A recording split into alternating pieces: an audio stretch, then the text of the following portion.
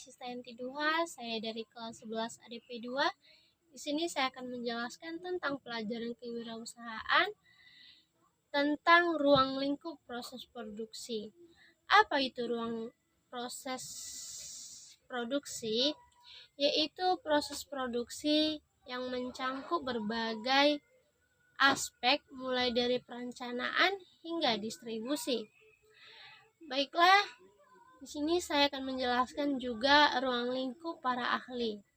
Yang pertama ada Muhammad. Ruang lingkup proses produksi yang menambah nilai guna sebuah barang. Itulah yang dimaksud dari proses produksi dari para ahli Muhammad.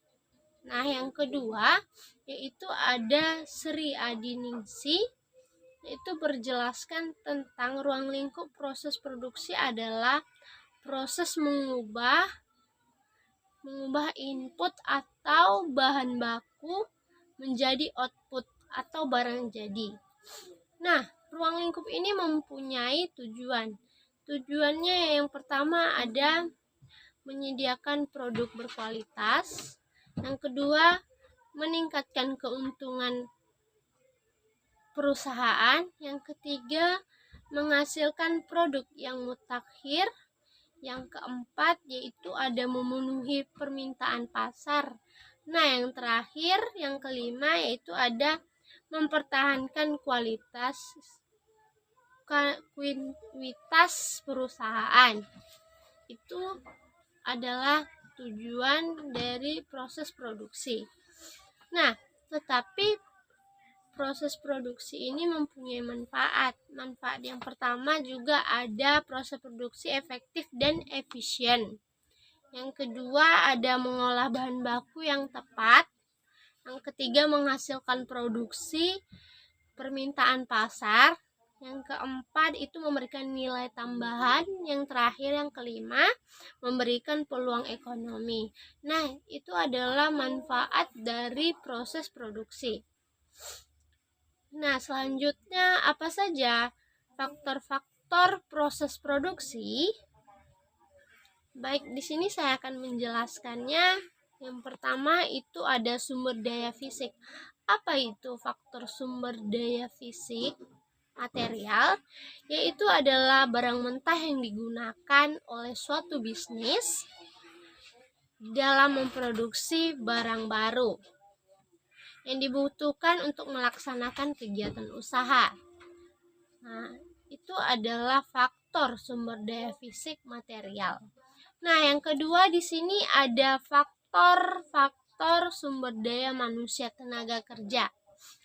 Nah, yaitu yang memiliki potensial, kemampuan yang tepat guna, berdaya guna, kepribadian dalam kategorian tertentu untuk bekerja dan berperan, serta dalam pembangunan sehingga berhasil guna bagi dirinya sendiri dan masyarakat secara keseluruhan.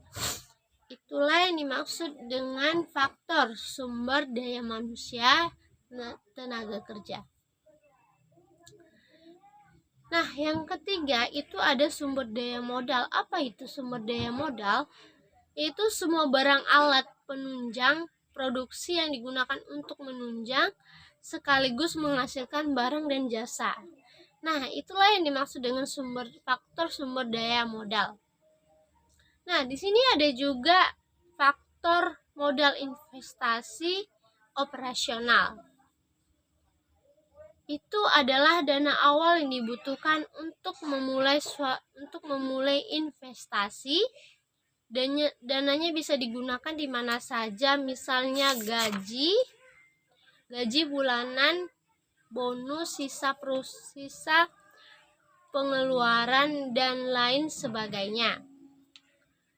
Lalu ada modal operasional, itu modal yang harus Anda keluarkan untuk membayar biaya produksi operasi bulanan dari bisnis Anda.